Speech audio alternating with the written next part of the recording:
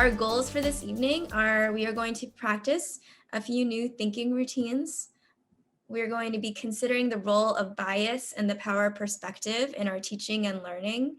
And we will participate in a social studies and creative writing integrated demo lesson. You can click on your name and then just drag your circle. So I'm gonna reveal myself. Drag your circle to where on the continuum do you land? It looks like I'm the lonely cat person in the room. So Carolina, do you want to, why are you all the way on the other end? I put myself in dogs because I love dogs. And I think my personality is like, I like to bark a lot.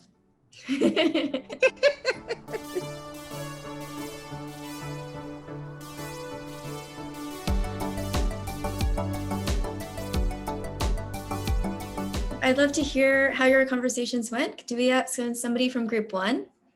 Hi, I think that was me. So yeah, our words were risk, dignity, and incomplete. Yes, so our words were experiences, dangerous, and understand.